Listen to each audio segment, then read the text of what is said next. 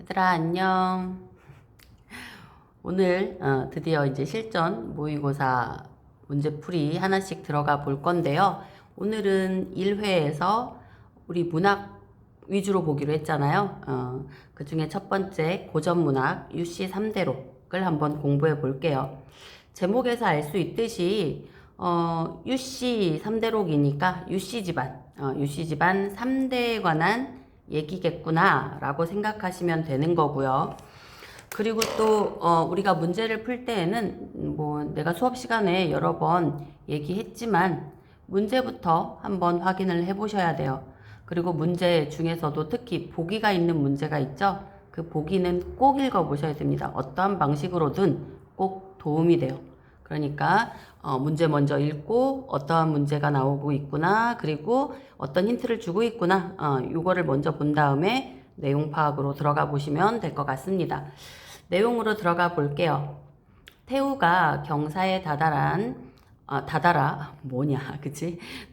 먼저 대궐에 가서 천자의 은혜에 정중하게 살해하였다. 태우는 사람 이름도 아니고 벼슬도 아니고요. 그냥 일반 사대부 남자를 태우라고 부른다라고 보시면 돼요.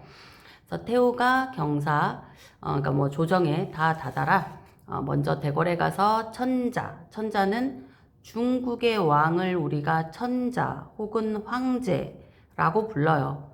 그러니까 여기서 우리가 짐작할 수 있는 건, 이 소설의 배경은 중국이겠구나라고 생각하시면 됩니다. 사실 우리 고전문학에서 소설은요, 배경을 우리나라로 하고 있는 소설 작품들도 있지만 대부분은 가상의 세계이거나 중국을 배경으로 하고 있다라고 보시면 돼요. 그래서 천자의 은혜에 정중하게 살해하였대요.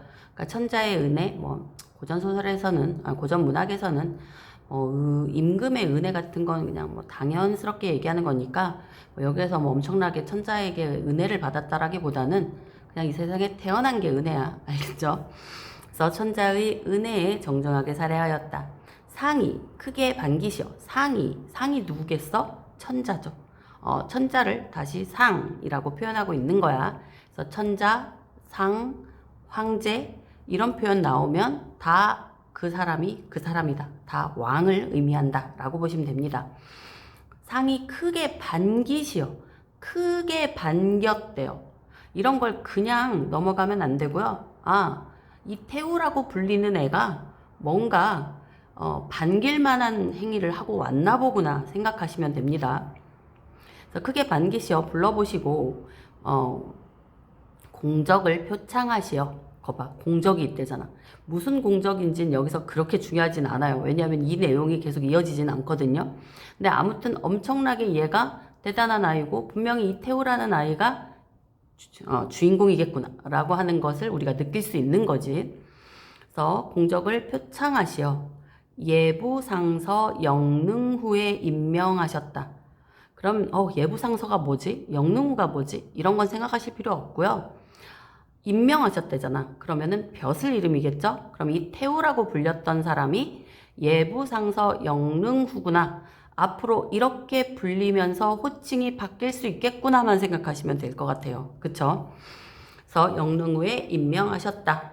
태우가 천자의 성은에 감사를 드리고, 성은 천자의 은혜 뭐 같은 말이겠죠. 감사드리고 이제 집으로 옵니다. 집안에 돌아와 부모를 배웠다. 부모도 계시네요, 지금.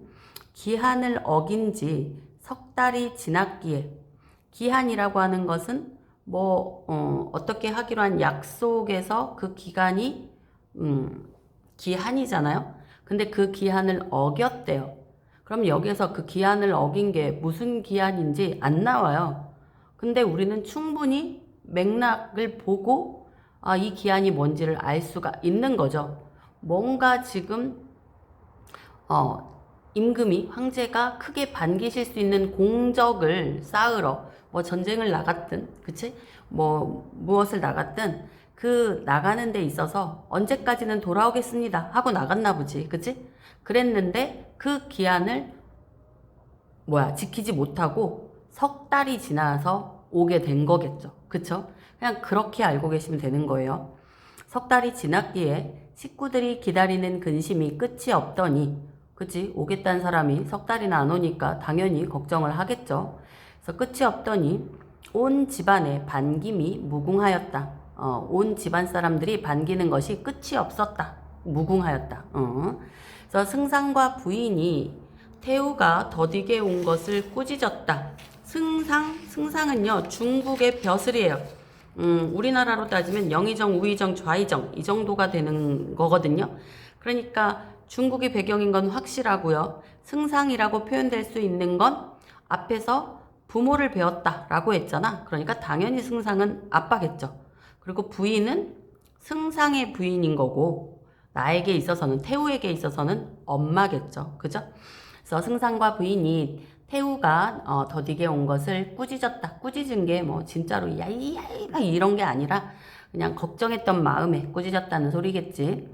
그래서 태우가 사죄하고 죄를 용서해달라고 말씀드리고 설생을 데리고 왔음을 고하자 모두들 놀라고 괴이하게 여겼다. 설생, 태우라는 단어가 나오더니 이번에는 또 설생이라는 단어가 나오는데 이 단어는 자주 나와요. 설생이 잘 나온다는 게 아니라 생이라는 게 잘 나오는데요. 여기서는 설씨라는 성을 가진 생이야. 그럼 이 생이 뭐냐? 생이라고 하는 건 그 남자가 벼슬을 하기 전에 그냥 일반적으로 부르는 그러니까 그냥 젊은 남자, 젊은 사람이라는 의미로 생이라고 하는 일종의 전미사를 붙였던 거예요. 그러니까 이 설생은 설씨라는 젊은 남자, 벼슬 전의 남자를 데리고 왔대요. 그러니까 친구가, 그러니까 여기서 도대체 이게 왜 뭘 데리고 온 거지? 어떻게 데리고, 이런 거 우리 생각 안 해도 돼요. 그냥 태우라는 사람이, 어딘가 지금, 갔다가 거기에서 설생이라는 애를 만나서, 뭐 사이가 좋아졌는지 같이 왔나 보구나. 이렇게 생각하시면 되는 거예요. 그래서 데리고 왔음을 고하자, 말씀드리자. 모두들 놀라고 괴이하게 여겼다. 왜 모두들 놀라고 괴이하게 여겼는지는 뭐 사실 듣도 보도 못한 애가 하나 호구로 왔잖아. 그러면 뭐 놀랄 수 있는 거지. 그쵸? 그래서 승상이 모든 자식들과 더불어 서원에 나와 설생을 보았는데 승상 아빠가 모든 자식들 한둘이 아니었나 보지. 우리가 뭐 알기로도 지금 일시 3대록이니까 거기에 뭐 가족이 아빠의 아니면은 뭐 가족 그 형제의 뭐 여러 가지 있을 수 있는 거지. 그래서 자식들과 더불어 서헌에 나와 설생을 보았는데 맑고 높은 기질이 표현이 선풍도골이었으니 수려하고 깨끗한 풍채가 눈을 놀라게 하였다. 풍채는 겉모양이거든요. 그냥 겉모습만 보아도 선풍도골 나와 있죠. 선풍도골 할 때 선이 신선할 때 선이야. 그러니까 신선의 풍채, 막 도인 같은 모습을 갖고 있었대요. 그러니까 지금 설생의 겉모습, 외양을 묘사해주고 있는데 남달랐다 이거죠. 우리가 보통 제자가인이라고 얘기를 하죠. 보통 고전 소설에서 남자 주인공, 여자 주인공들이 대부분 제자가인형 모습을 보이고 있어요. 굉장히 재주가 뛰어나고 아름다운 사람, 이런 사람이 나오게 되는데 그렇다면 설생도 주인공급이겠구나 라고 생각을 하시면 됩니다. 그러면서 굉장히 수려하고 깨끗한 풍채? 그러면 이쯤 되면 고전 소설에서는요 이런 거 하나쯤은 우리가 의심하고 들어가셔도 뭐 거의 맞아 떨어질 거라고 봐야 돼요. 이런 모티브가 대부분은 많이 나오기 때문에 지금 태우라고 하는 남주가 있단 말이야. 그런데 그 남주가 설생이라고 하는 애를 데리고 왔어. 물론 같은 남자친구끼리일 수도 있겠지만 분명 이 설생이라고 하는 애는 남장을 하고 있는 게 아닐까? 원래는 여잔데 남장을 해서 친구처럼 사귀고 있다가 나중에 둘이 좋아하게 되지 않을까? 결혼하게 되지 않을까? 뭐 이런 생각을 할 수 있는 거고요. 그러면서 여기에서 지금 외양이 굉장히 뭐 수려하고 깨끗하고 뭐 이랬으니 그래 보이는군 이렇게 생각하시면 돼요. 아직은 100%는 아니더라도 그렇지 않을까 정도만 생각하고 가시면 되고요. 승상 및 태우의 여러 형제들이 매우 놀라서 10분 공경하고, 10분이라고 하는 건 우리가 뭐 10시 10분 뭐 하는 그 10분은 그대로 사용하게 되는 건데, 이런 내용을 이제 이런 10분이라고 하는 건 충분히 아주 많이를 할 때 우리가 고전에서는 10, 100, 1000, 만, 다 많다의 의미로 쓰인다고 했죠. 그러니까 여기서도 아주 많이 충분히 공경하고 별체인 송주컨에 거처하게 하면서 의식을 각별히 하여 후대하였다. 의복과 음식을 아주 스페셜하게 하면서 후대라고 하는 건 아주 잘 대접해 줬다는 거야. 그래서 승상은 설생이 너무 청아하고 아름다움을 괴이하게 여기었고, 우리가 의심한 것이 거의 이제 8, 90% 맞아 떨어진다라는 느낌이 오죠. 아, 여자구나 라는 느낌. 괴이하게 여겼고, 이부상서 유세기는 태우라고 우리가 불렸던 애는 예부상서였거든요. 그런데 이부상서라고 하니까 딴 사람인 거예요. 그쵸, 맞죠? 그렇게 우리가 구분하시면 됩니다. 그런데 이름이 유색이죠. 그러면 유씨죠. 같은 집안의 사람이겠고, 뭐 형이나, 왜냐면 얘는 이제서야 벼슬을 얻었잖아, 태우는. 근데 얘는 이미 이 벼슬을 갖고 있잖아. 그러면 형 정도가 아닐까, 뭐 이렇게 우리가 짐작할 수 있는 거죠. 그래서 이부상서 유세기는 한번 설생을 보자 결단코 남자가 아닌 것을 알았지만, 드디어 우리의 생각이 맞았지. 여자가 아니구나, 설생은. 그리고 유색이라고 하는 사람은 그런 것도 잘 알아볼 정도로 뭔가 사람을 보는 데에 좀 탁월한 능력이 있구나, 뭐 이렇게 생각하시면 되겠죠. 알았지만 입을 열어 말하지 않고 이런 건 문제가 참 나올 법한 거예요. 그쵸?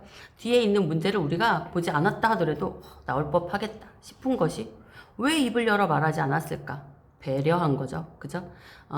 분명히 무슨 사연이 있을 테니 내가 말해야 될 부분은 아니겠구나 라고 생각을 했나 봐요. 그래서 말을 하지 않고요. 아우들에게 당부하였다.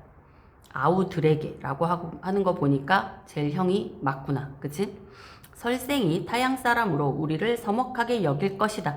너희들은 번잡하게 가서 보지 말고 설생을 편히 있게 하여라. 완벽한 배려죠. 혹시나 여자인 걸 들키게 될까봐 웬만하면은 마주치지 않게끔 하려고 별로 찾아가지 말아라. 웬만하면은 가지 말거라 라고 말을 하는 거죠. 그래서 이부상서 형제가 명을 받들어 구태여 설생을 찾지 않으나 유독 영능후가 누구요? 예부상서 영능후죠. 그러니까 태우라고 불렸던 우리가 생각하는 남주인 거죠. 영능후가 된 세창의 자취가, 오호, 얘 이름 알았다. 그치? 세창이구나. 유세기, 유세창, 세자 돌림. 유씨 빼고 이름만 얘기하고 있구나. 이렇게 생각을 딱 하셔야 돼요. 그래서 유세창의 자취가 송주컨을 떠나지 않았다. 송주컨에 설생이 있잖아요. 자취라고 하는 건 개의 흔적이잖아요. 그러니까 세창의 자취가 손주컨에서 떠나지 않았다. 송주컨에 맨날 머물고 있었다. 이 소리입니다. 이날 영능후가 매화정에 나가 부인인 남소저를 대하자 소저가 얼굴에 희색을 띠어 맞이하고 서너 명의 자녀가 겹겹이 반겼다. 어머 부인이 있었구나. 그쵸? 영능후는 유부남이었습니다. 그래서 부인인 남소저를 대하자 소저가 얼굴에 희색, 기쁜 얼굴색을 띄어 맞이하고, 게다가 애가 한둘이 아니네요. 서너 명, 몇 명인지도 모르나 봐. 서너 명의 자녀가 겹겹이 반겼다. 영능후가 다시금 애정이 새롭게 솟아오르면서 이별의 회포를 이르며 반가워하는 것이 끝이 없었다. 어머, 둘 사이가 나쁘지도 않네요. 심지어. 그러면 이 자식 뭐야? 그치? 내가 볼 때는 그럼 이렇게 되는 거야. 여기서 너네가 이 생각을 해야 돼요. 부인이랑 사이가 좋네. 그러면 지금 영능후는 정말로 설생을 남자로 하는구나, 친구로 여기는구나 라고 생각하시면 되는 겁니다.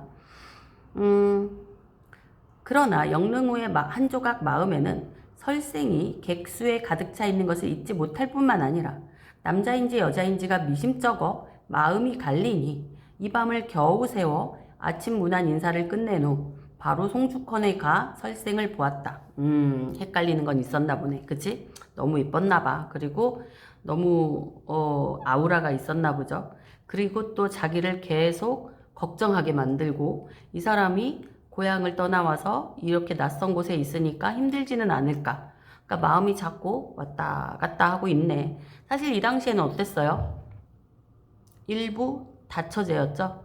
일부 다처제이다 보니까 이 소설 자체에서요, 부인이 한 명 있다 한들 또 한 명의 부인이 더 생기는 것에 대해서 그렇게까지 뭐 불륜이라는 둥 아니면 바람을 피웠다는 둥 이럴 수는 없다는 둥 이런 식으로 표현이 되지 않아요. 그리고 또 첫째 부인도 굉장히 마음이 너그럽게 둘째 부인이 들어오는 것을 받아들여야 되는 그러한 시대였다라고 보시면 되는 겁니다. 참 지금으로 생각하면 말도 안 되는 거지만 그래서 늘 지금 아침만 지나면 그러니까는 밤에는 가족들과 함께 지내고 아침만 되면 무조건 송주컨에 가서 설생을 보았다. 뭐 이건 거지. 그래서 영능후 아시죠? 아까도 말씀드렸으니까 설생과 종일토록 말하였는데 말마다 의기투합하는 것을 신기하게 여겨 밥 먹고 잠자기를 다 잊을 정도였다. 밥 먹는 것도 있고 잠자는 것도 있고 하루 종일 같이 앉아서 서로 얘기를 나누는데 너무나 마음이 잘 맞아서 와 우리는 진짜 마음이 너무 잘 맞아 뭐 이러고 있다는 거지. 그러니까 뭐 여기서도 우리는 좀 느낌이 온다 그지? 설생 입장으로 한번 생각하면 설생은 지금 영릉우를 되게 많이 좋아하네 그치? 그러면서 중략 부분 보세요. 설생은 세창에게 혼인을 구하는 것이 순탄치 않고 마땅하지 못할 것이라 생각하였다. 어머 이게 뭔 말이야. 갑자기 설생 입장이 나오죠. 그러면서 설생은 세창에게 세창 누군지 아시죠? 태우 그리고 영릉후 뭐 예부상서 영릉후 세창에게 혼인을 구하는 것이 결혼을 설생이 구하고 있대요. 그죠? 구하려고 하고 있대요. 순탄치 않고 마땅하지 못할 것이라 생각하였다. 그렇지 그래야지. 그런데 이에 과거 시험에 급제하여 천작계 왕 세창과 자신의 혼사를 성사시켜 줄 것을 청해 명분을 얻고자 한다. 우와 허락을 받지 못할 것 같으니까 지가 과거 시험을 보고 나서 급제하고 나면 왕을 만날 테고요. 왕이 누구랑 결혼해라 이러면 아랫사람들은 그걸 어길 수가 없어요. 여기에서 이제 그 문제의 그 모티브가 나오고 있죠. 뒤에 문제를 보시게 되면 지금 21번에 느콘 모티브라고 하는 것이 주어지고 있죠. 그래서 우리가 아까 제가 말씀드린 것처럼 이런 보기들을 먼저 읽어봤다면 이런 부분들이 지금 느콘 모티브가 나오고 있는 부분이겠구나 라고 생각을 할 수가 있는 거지. 그래서 지금 설생이 생각해낸 그 세창과 결혼할 수 있는 방법은 내가 과거 시험에 급제해서 왕에게 부탁을 해서 그러면 일단 자기가 여자인 거는 왕한테 까야겠네 그치? 그러면서 뭐 죄는 죄고 일단 내가 얘를 너무너무 사랑해서 이랬다 뭐 좀 어떻게 좀 해달라 뭐 이런 거겠죠. 그래서 명분을 얻고자 한다. 그래서 과거 시험에 응시하여 문무 장원에 뽑혀 문과 무과 합해서 최고의 장원에 뽑혔나봐. 천자로부터 큰 칭찬을 듣는다. 다시 시작해 볼게. 그러니까 지금 설생은 유세창하고 결혼을 하고 싶은데 자기 스스로 뭐 프로포즈를 할 수도 없고 게다가 또 유세창은 또 이미 부인이 있고 그런 상황이니까 이제 천자의 도움을 받자라고 생각을 했던 거죠. 그래서 과거 시험을 보게 되고 문무장원이 되는 거고 지금 여기까지 내용이 이어졌다라고 보시면 돼요. 그러면서 초벽이 머리를 조아리고 죄를 청하였다. 초벽, 지금까지 초벽이라는 표현이 없었죠. 이거는 지금 우리가 문맥으로 따져 보았을 때 당연히 설생으로 가야 되는 거야. 왜냐면 설생이 지금 문무장원에 뽑혀서 천자에게 칭찬을 받았다까지 나오는 거니까 거기에서 머리를 조아리고 죄를 청한 다음에 제발 저를 도와주세요 할 사람은 지금 설생밖에 없잖아요. 그러니까 설생을 지금 또 이름으로 해서 초벽이라고 부르고 있구나. 설생은 지금 이름이 아니었잖아. 설시인 남자아이 이 정도로 생각하면 되니까. 그래서 지금 천자 앞에서 머리를 조아리고 죄를 청하였다. 신이 일월을 속이고 신은 자기 자신을 낮추어서 임금 앞에서 자기 자신을 낮추어서 신이라고 얘기하는 거죠. 그러니까 초벽이죠. 일월을 속이고 이 세상을 속이고 라고 해석하면 딱 맞을 것 같아요. 해와 달을 속이고 라기보다는 음양을 바꾼 죄가 있으니 음과 양을 바꾸었다. 남자와 여자를 바꾸었다. 남장을 했다 라고 보시면 되겠죠. 있으니 감히 조정에 아뢰지 못하겠으나 신의 죄를 용서하시면 진정을 아뢰겠습니다. 그러니까 제가 죄가 있어서 감히 이렇다 저렇다 말씀은 못 드리겠는데 만약에 저의 죄를 용서해 주신다면 어떠한 사연으로 일했는지 이실직고하겠습니다. 이거죠.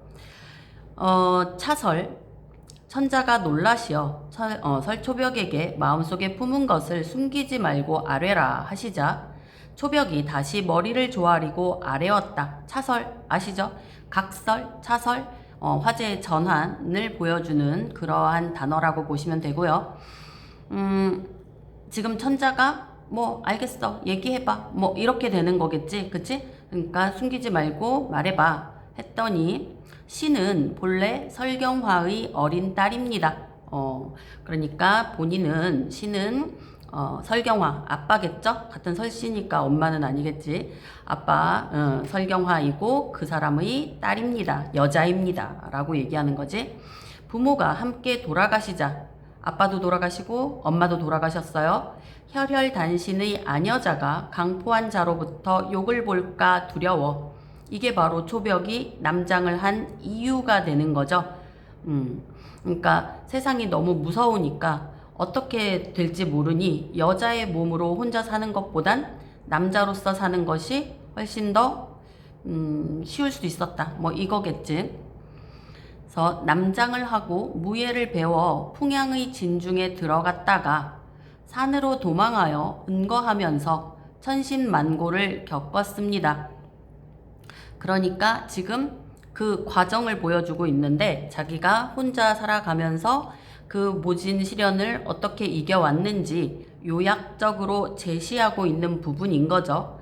그러면서 그러다가 결국 내가 지금 좋아하는 유세창을 만나게 되었습니다. 유세창이 비록 제가 여자인 줄을 알지 못하고 직위로 허락하였으나 직위 일종의 이것도 고사성어인데요. 마음을 알아주는 마음이 통하는 친구를 직위라고 생각하시면 돼요. 그래서 유세창 입장에서는 여자로서 나를 받아들인 것이 아니라 친구로서 나를 받아들였지만 이 얘긴 거지. 남잔 줄 아니까.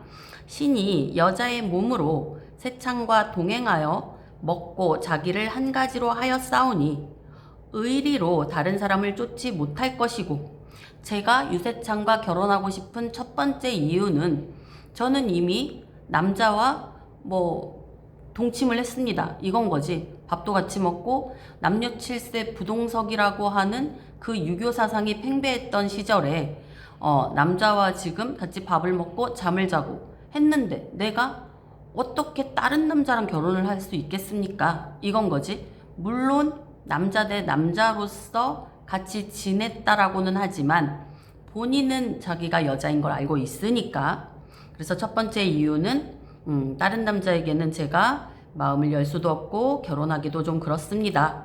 그리고 또 하나, 스스로 구하여 유세창에게 시집 간다면 뽕나무 밭과 달빛 아래에서 몰래 만나는 비루한 행실과 다를 것이 없습니다. 결혼을 하고 싶기는 하고 싶은데 그게 내가 직접 프로포즈를 한다면 그 당시에 여자가 먼저 부모님도 없는 애가 남자에게 이런 말을 먼저 한다? 그러면 굉장히 이거는 경망스러운 행위가 되는 거겠죠. 그러니까 일반 평민들이나 하는 물레방앗간에서 밤 몰래 만나자 뭐 이런 느낌이라는 거지. 그래서 그러한 비천한 비루한 행실과 다를 것이 없습니다. 그렇기 때문에 제 스스로 프로포즈를 하기는 좀 애매합니다. 이건 거지. 그렇기에 뜻을 결정하여 일륜을 폐하고 몸을 깨끗하게 마치는 것이 소원입니다. 그래서 이러지도 못하겠고 저러지도 못하겠고 안 되겠다. 뭐 부모와 형제 간의 어떤 유교적인 도리, 일륜이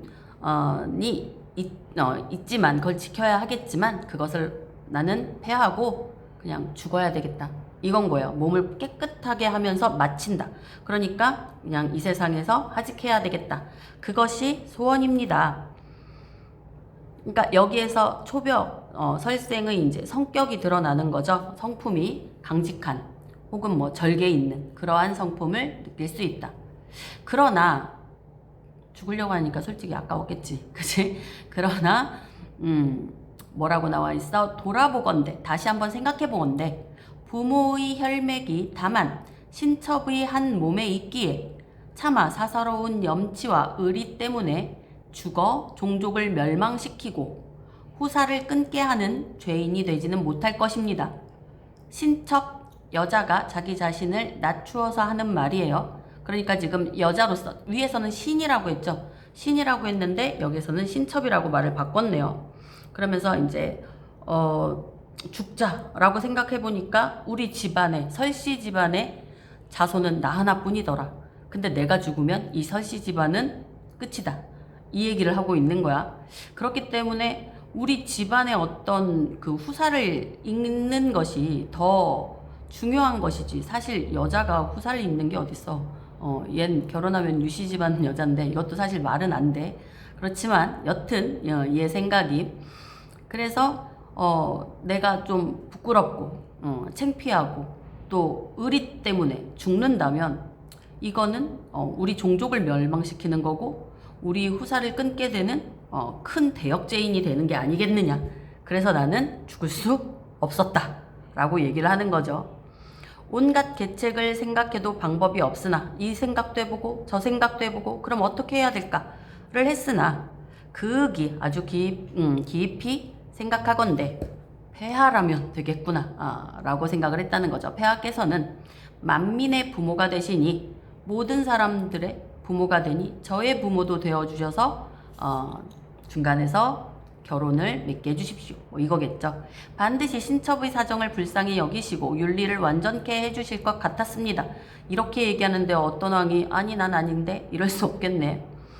윤리를 완전케 한다. 그러니까 세찬과 혼인을 허락해 주실 것 같았다. 혹은 천자가 그 상대방 지방의 허락을 받아서 세찬과 결혼하게 해줄 것 같았다. 뭐 이거죠. 그런 까닭에 1만 번 죽기를 무릅쓰고 감히 방목의 이름을 걸어 성총을 어지럽게 함으로써 저의 진정한 회포를 아랩니다. 그러니까 방목이라고 하는 건 과거 시험을 보면 급제한 사람들이 거기에 이제 명부가 쓰여지겠죠. 그거를 방목이라고 표현을 하는 거야. 그래서 과거 시험에 합격하여를 이렇게 빗대어서 표현하고 있는 거겠죠. 그래서 성총, 임금님의 은총을 어지럽게 함으로써 많이 생각하시게 함으로써 저의 진정한 마음을 아뢰려 합니다. 해서 자신의 청원을 그러니까 부탁을 소망을 천자께 아뢰고 있는 거죠. 상께서 매우 놀라기도 했고 그리고 또 기특하기도 하다. 참 네 삶을 네가 이렇게 많이 개척하고 살았구나. 뭐 이거겠지. 그래서 기특하게 여기시어 영릉 후인 유세창을 돌아보셨다. 그 자리에 유세창이 있었던 거야. 오. 설초벽의 이야기를 들은 천자도 지금 놀랐겠지만 야, 유세창은 어땠겠냐.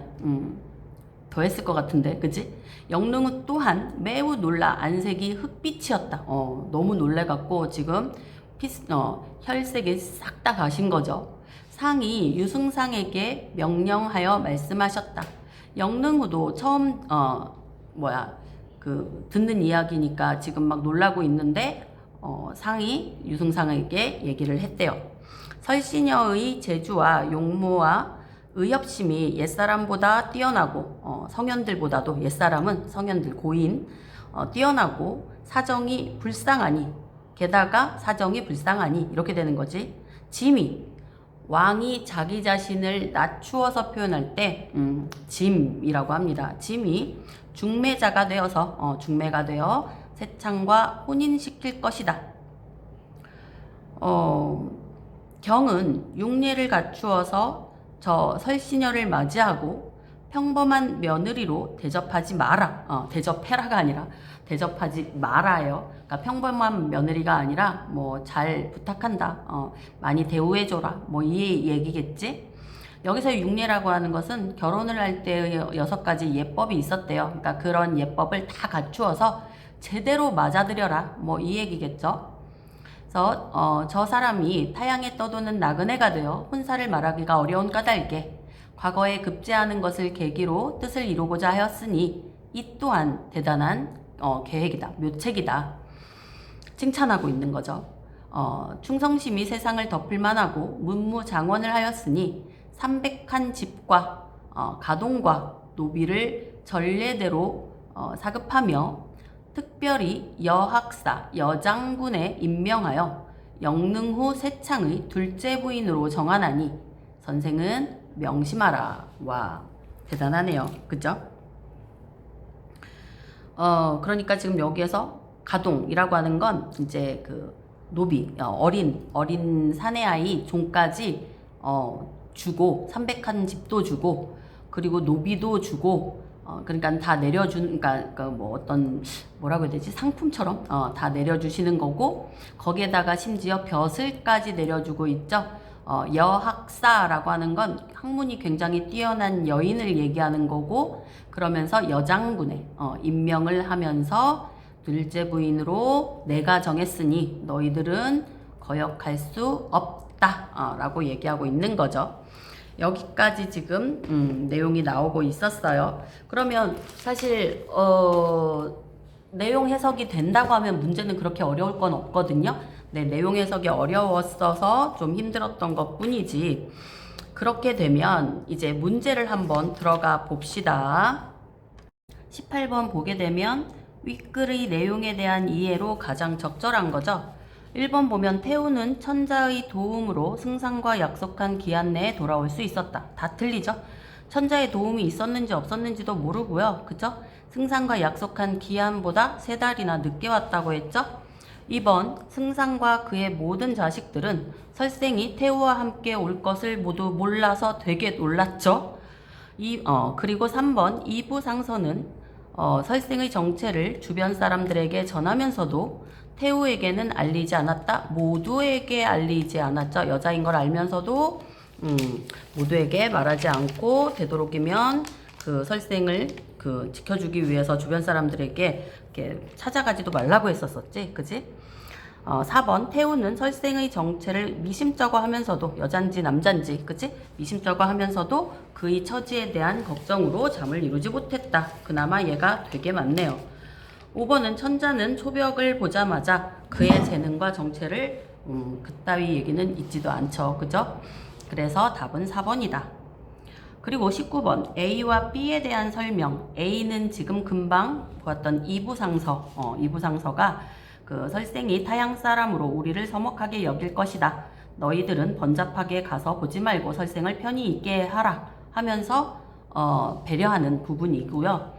그리고 B는 신이 1호를 속이고 음양을 바꾼 죄가 있으니 감히 조정에 아뢰지 못하겠으나 신의 죄를 용서하시면 진정을 아뢰겠습니다. 라고 초벽이 왕 앞에서 자신이 이제 여장인 것을 다 드러내고 그리고 나서 자신의 이제 왜 그렇게 되었는지 그 부분을 얘기하고 있는 부분이었어. 그러면 가장 적절한 것 1번 A는 대상의 처지를 고려하여 상대에게 배려를 요구하고 맞죠? 그럼 B만 맞으면 답이네. B는 자신의 처지를 고백하여 상대의 관용을 요청하고 있다. 얘도 맞게 봐야 되겠죠? 그래서 답은 1번으로 가요. 1번에서 이렇게 너무나도 정확한 답이 나온다면 시간을 아껴야 되기 때문에 2, 3, 4, 5번을 굳이 읽을 필요는 없을 것 같아요. 근데 나중에 만약에 시간이 좀 남았다 하면 그때 한번 보더라도, 그치? 괜히 봤다가 괜히 답만 바꾸게 되는 그러한 이상한 현상이 일어나죠. 20번 보시면 설초벽을 중심으로 기역과 니은을 이해한 내용으로 가장 적절한 것은 이라고 되어 있어. 기역은 지금 금방 읽었었던 그 B 바로 위에 있는 죄예요. 죄를 청하였다. 여기서의 죄는 뭐야? 내가 음양을 바꾸고 감히 지금 왕 앞에서 거짓을 행한 것, 이것이 지금 죄인 거고요. 그리고 그 다음 니은에서의 죄인은 내가 집안의 어떤 후사나 대를 잊지 못하고 죽어버리는 것, 그치? 그 부분인 거야. 그랬을 때 가장 적절한 것을 찾으래요. 그럼 기역을 받게 된 것은 죄를 받게 된 것은 죄인이 된 것과 달리 설초벽의 정체를 알고 있는 유세창이 더 이상 읽을 필요도 없죠. 전혀 맞지 않는 내용이죠. 그 다음 2번 보면 니은에 이르게 된 것은, 죄인에 이르게 된 것은 기역의 죄를 청한 것과 달리 천자로부터 동정과 연민을 불러일으키는 계기로 니은에 이르게 된 것은 기역을 청한 것과는 달리, 기역은 그러면 천자로부터 동정과 연민 뭐 이런 게 없었나? 그러니까 이런 전체적인 내용이 지금 맞아떨어지지 않죠. 그리고 3번 유세창에 대한 불신으로 인해 유세창에 대한 불신? 유세창에 대한 불신이 어디 있었어? 그치? 그 다음 4번 설초벽은 니은이 되지 않기 위해, 그러니까 죄인이 되지 않기 위해 자신의 죄를 스스로 지금 왕에게 보여주면서 자기가 죄인이라는 걸 이렇게 스스로 이렇게 발표하는 거죠. 그러니까 4번은 딱 맞는 말이네요. 그래서 가장 적절한 것 4번이고요. 기역은 유세창을 만난 후 행한 일이며, 기역은 유세창을 만난 후 행한 일이며, 이 죄가 바로 그 전부터 얘는 남장을 하고 다녔었지. 그러니까 여기서부터 벌써 맞는 말이 아니네요. 그래서 답은 4번이다 라고 보시면 되고, 마지막 21번 보기를 바탕으로, 제가 아까 말씀드렸던 것처럼 이런 보기의 내용은 꼭 지문을 읽기도 전에 먼저 다 읽어봐야 된다는 거. 여기서는 이제 느콘 모티브에서 나오는데, 유씨 3대록은 유씨 가문의 3대에 걸친 이야기를 다룬 대하소설이다. 대하소설은 남녀의 결연과 그 이후의 생활을 그린 작품이라고 해도 무방할 정도로 결연담이 상당한 비중을 차지하고 있다. 특히 이 작품은 결연담 중 느콘 화소는 모티브예요. 상당한 비중을 차지하고 있는데, 느콘이란 뜻 나오죠. 원래 한쪽의 혼인 주체가 권력이나 재물 등을 활용하여 상대 혼인 주체에게 강요하는 혼사를 말한다. 유씨 3대록에서는 자신의 애정을 관철하기 위해 느콘을 이용한 여성 인물의 모습을 제시하여 여성의 주체적인 모습을 보여주고자 했다. 당시 가부장제 체제하의 제도적 관습에 구속되어 있던 여성의 지위에 대한 한계를 인식하면서도 이를 극복하며 자신의 욕망을 충족해 나가기 위한 여성의 적극적인 태도를 형상화함으로써 여성의 사회적 지위에 대한 새로운 인식을 드러내고 있다. 이것만 읽어봐도 사실 전체적으로 요 유씨 3대록 요 지문 안에서 얘기하고자 하는 바가 뭔지를 좀 어느 정도 알 수가 있잖아요. 그러니까 이걸 먼저 읽고 앞에 지문을 읽으면 훨씬 더 내용 파악은 쉽게 된다 라고 보시면 되고, 문제는 적절하지 않은 것을 고르래요. 그랬을 때 1번 설초벽이 유세창과 허물없는 직위의 관계를 맺기 위해 남장을 하는 모습에서 여성의 주체적인 모습이 드러나는군. 이미 벌써 틀린 부분이 나왔죠. 유세창과 허물없이 지내려고 남장을 하는 게 아니라 굉장히 힘들고 각박한 세상에서 강포한 자로부터 욕을 볼까 두려워서 남장을 했다라고 얘기를 했죠. 그렇기 때문에 답은 1번이 되는 겁니다. 그래서 여기까지 유씨 3대로 설명드렸고요. 다시 그 다음 이제 김광규의 뺄셈하고 이태준의 낙화의 정막 한번 들어가 볼게요.